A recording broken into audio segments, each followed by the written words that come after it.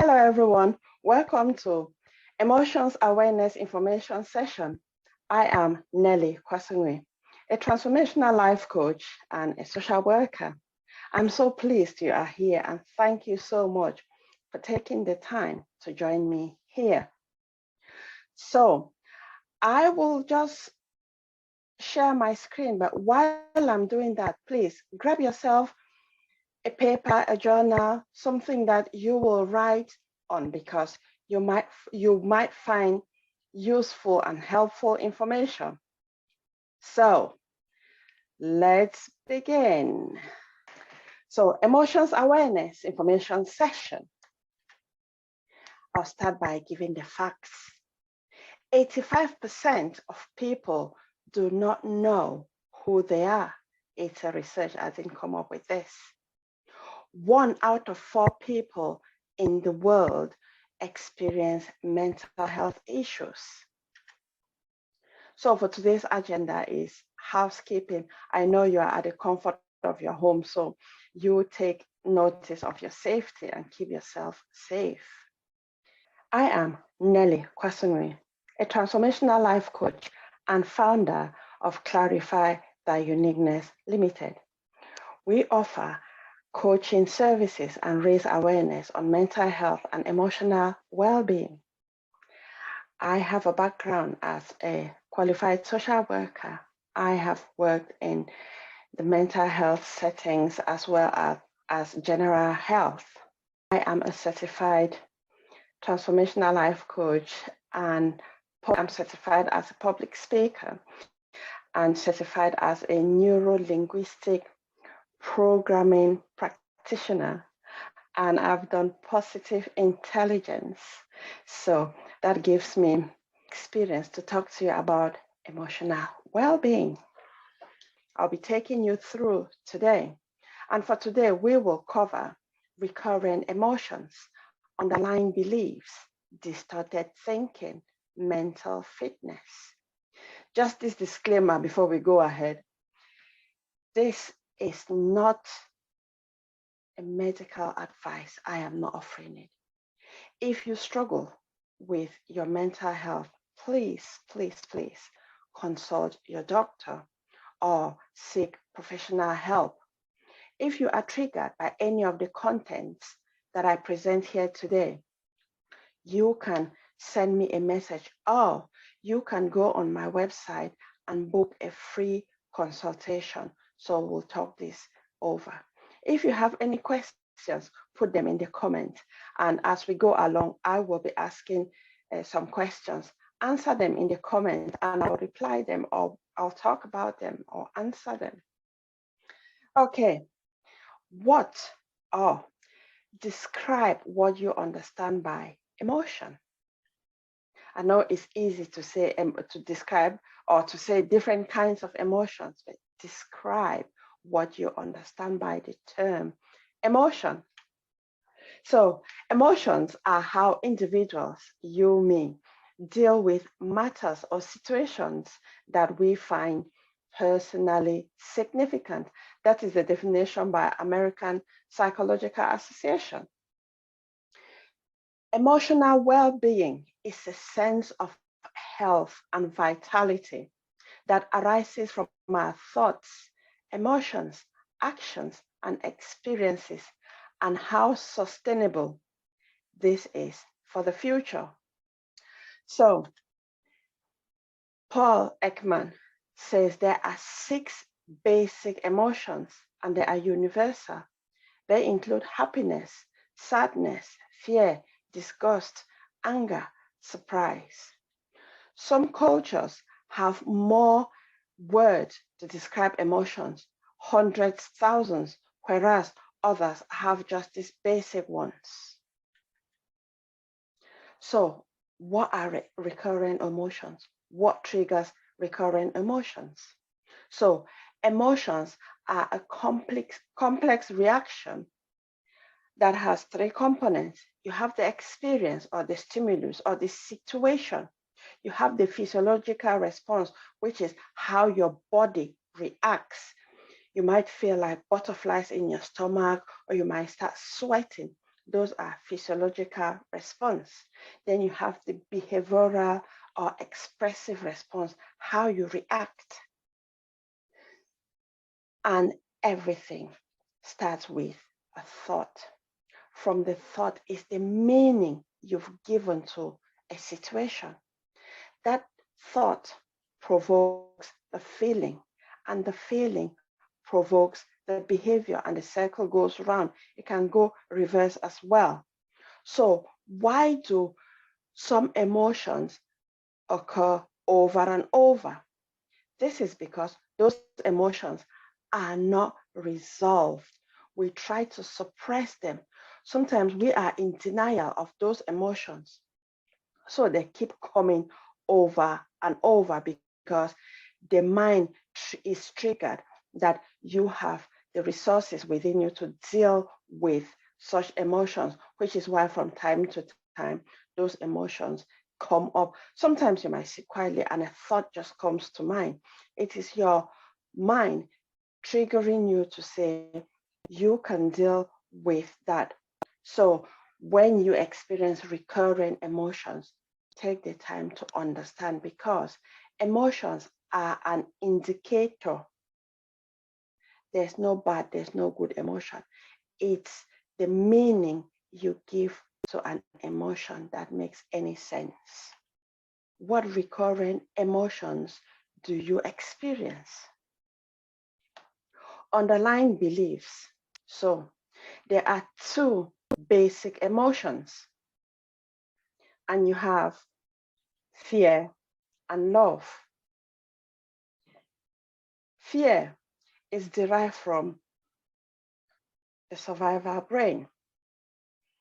It can be from our temperance. It can be from our society, just so many different factors.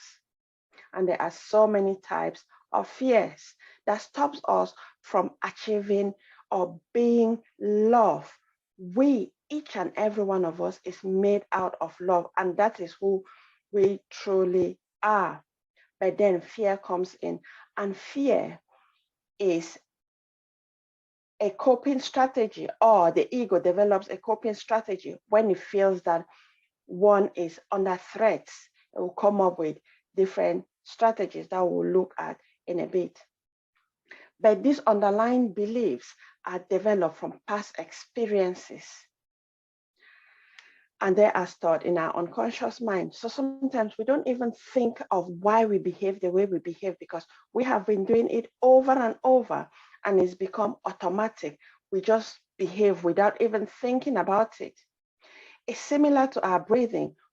Most people don't even think before they breathe, because they've done it so many times that it just becomes automatic. It's the same with beliefs. And because we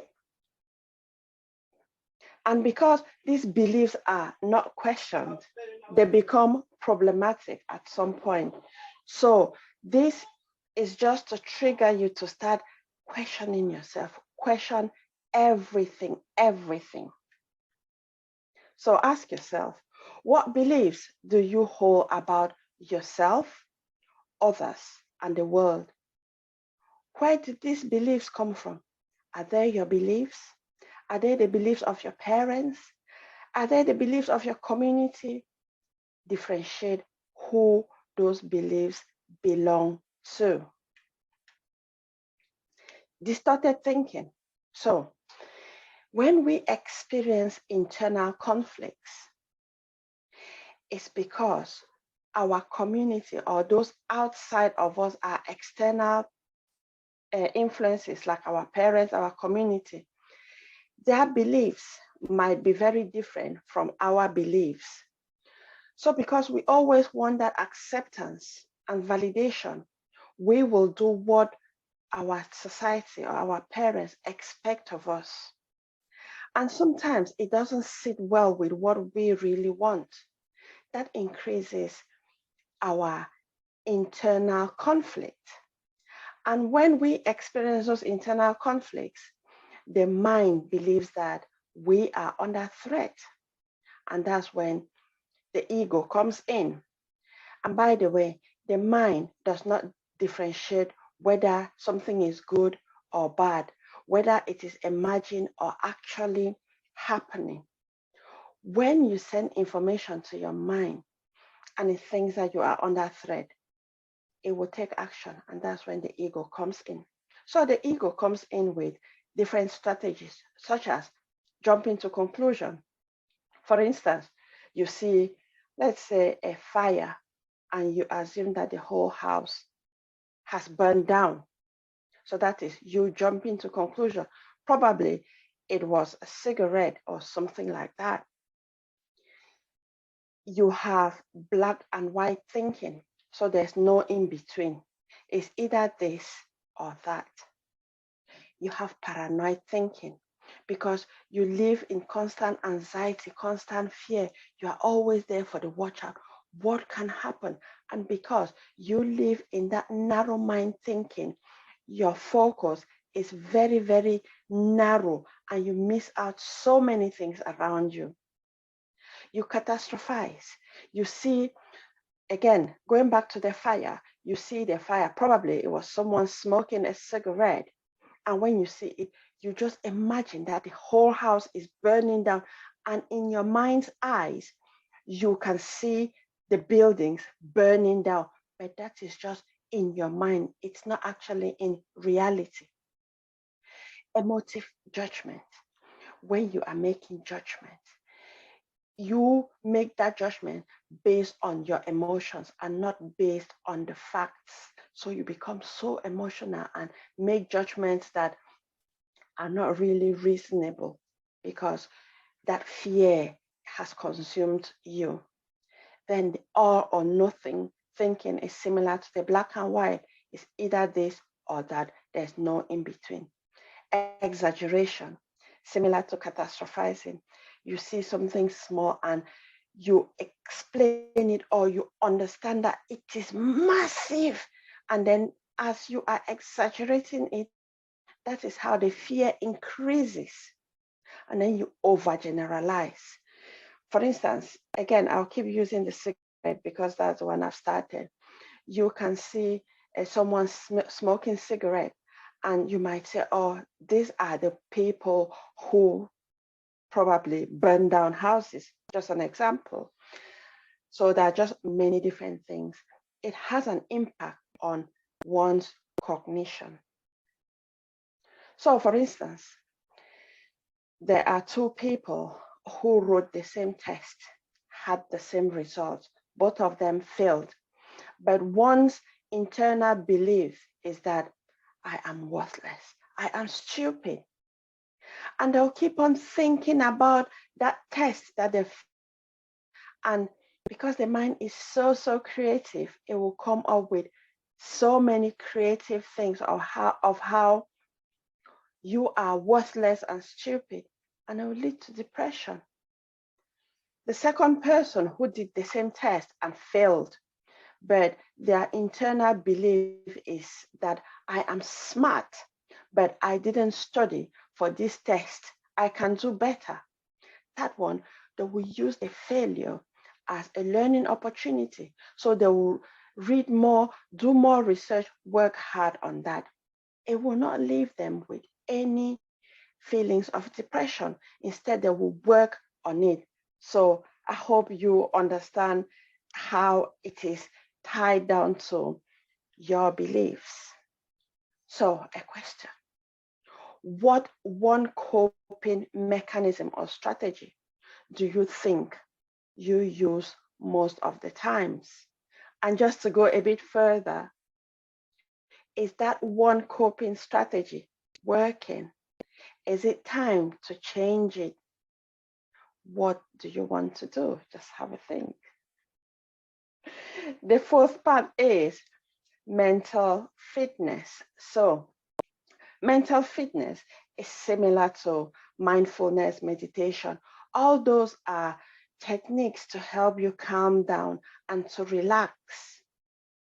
When you do these exercises, they help you to calm down so you can focus on the problem or on the issue that you want to resolve.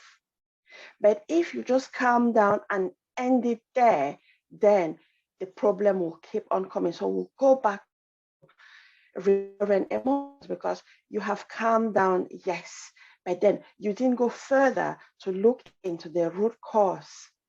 So exercises like distraction techniques, mindfulness, meditation, mental fitness is to help you calm down. So you focus on looking for a solution. So back to mental fitness, it is from positive intelligence and it is neuro-based, neuroscience-based. It states that there are only 3 core muscles at the root of mental fitness. And they say you have the saboteurs, there are 10 of them, like the victim, the stickler, but there are 10 of them. Those ones are based on the survivor brain, which is on the left side of one's brain. Is the survivor tries, it comes up just with solutions that will give you immediate relief, but not necessarily long term. The saboteurs, they pretend as if they are your friends. Again, the ego. It is the ego. They pretend as if they are your friends. They'll give you short-term relief. But then what happens? The recurrent emotions will come back because you've not dealt with them effectively. The other core muscle is sage powers. There are just 5 sage powers, such as curiosity, creativity, innovation. There are just 5 of them. And that one is who we really are because it's on the right side. It is from love. Remember, I said there are just 2 basic emotions, fear and love. So I can associate fear with the saboteurs and love with sage. So then the 3rd core muscle is what they call the PQ, which is an exercise. But before we get to that exercise, I'll just ask you, have a look at this photo. It is a red hot stove and you put your hand on it. Are negative emotions good for you? Well, for that answer is yes and no. Because like I said, emotions are not good and are not bad. It depends on the meaning you give to it. So with this, if you put your hand on the red hot stove, it is hot. It will send signals to your brain that, oh, danger. So it alerts you to take off your hand from that hob very, very fast. So that is good. But then, if you leave your hand on that stove for a long time, what happens? Is that good for you? So if you leave your hand there, your hand will burn, your nerves will burn, your skin, your bones might get damaged. So that is when it is not good for you. So imagine, just be thinking about that stove. Is that not similar to these emotions that you keep suppressing, but yet you feel very unhappy with yourself? How long will you keep on with that pain? When you are thinking of it, how you suppress your emotion and you are in denial, it is just the same like your hand on that red hot stove. Your emotions are a signal, but don't leave it there for too long. So just think about that if it is good for you. So to the PQ reps, according to positive intelligence, it says that doing this exercise just for 10 seconds will help you calm down. When you calm down, you will get focused. So now you will switch from the saboteur brain to the sage brain so you can have a clear mind to think and look for solutions to the problems that you face. So now to the PQ reps. What I'll advise you is Sit on your chair or wherever you are sitting comfortably. Please do not, you should not be driving when you are doing this exercise. Sit comfortably on your seat. Listen to my voice and follow the instructions. We will do some deep breathing, and you will inhale through your nostrils and exhale through your mouth. If you want to reduce distractions wherever you are, close your eyes and just listen to my voice. We will do that together. So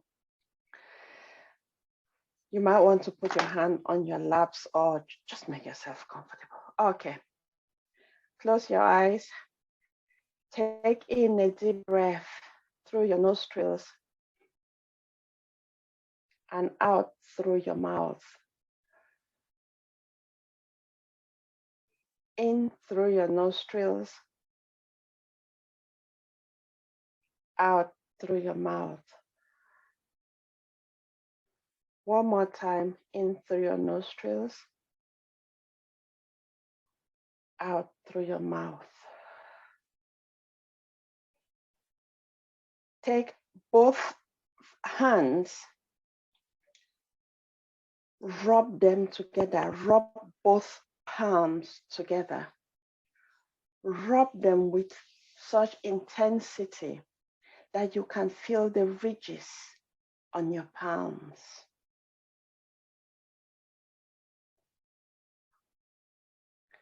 Rub them, continue to rub them. You might notice that words or messages keep coming in your mind.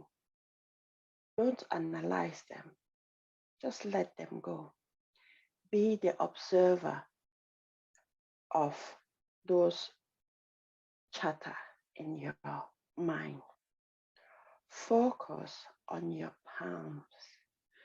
Notice the ridges on your palms. Continue to rub your palms. You might notice some patterns on the ridges on your palm.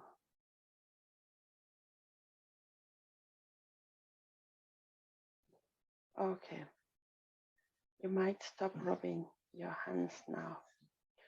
Put your hands down. Take one deep breath in through your nostrils and out through your mouth. You might wiggle your toes, wiggle your hands. Remind yourself that you were watching this emotions awareness information session. And when you feel comfortable, open your eyes. Thank you so much for doing that with me. I don't know what your experience is after doing this exercise. I would like if you can share that on the comments, how you felt or your impression about this exercise. But for me, I like the PQ because I can do it anywhere. You focus on the 5 senses. Just before this session started, I did my PQ reps because you can do it with your eyes open. It just depends the sense you want to focus on. So which is why I like it. It is very different from mindfulness because I can do it anywhere, like I've said. And I don't have to have a dedicated place to sit and do it. I can do it when I'm driving, but not closing my eyes. I can do it like looking at something, looking at the road, anything. So just focusing on the 5 senses. So what relaxation strategies or techniques do you use? Are they working? Do you think that you need to try something else? I don't know. Just ask yourself. You have the answer. So I will not go without giving you the 5 ways to wellness. Is connect. Connect to people, connect to nature, just connect to people where you share, you talk, connect with people. Be active. Physical activities has a direct impact on our well-being. Take notice. Be grateful for the things you see, the flowers, the trees, the rain, everything. Just be grateful. Take notice. Keep learning, just like you are doing now. You are learning and give. They say sharing is caring. And a question I have for you is, what one thing will you stop doing? And what one thing will you start doing to improve on your emotional well-being? You might want to reflect on that and really go deep into it. I like this quote by John C. Maxwell. He's a transformational life coach. He says, life is a matter of choices, and every choice you make makes you. I am a transformational life coach. I offer one-on-one coaching and I offer group coaching too. My group coaching program is 12 weeks. I also run workshops. You might want to find out more and sign up. If you go on my website, you will find it under services. My website is clarifythyuniqueness.co.uk. Thank you so much. But before I finish, I always like to say this, that your imperfections and weirdness make you unique and special. Embrace your uniqueness. Live a purposeful life. If you have any other questions, please type them on the chat and I'll get back to you. Thank you so much and have a blessed day. Bye bye.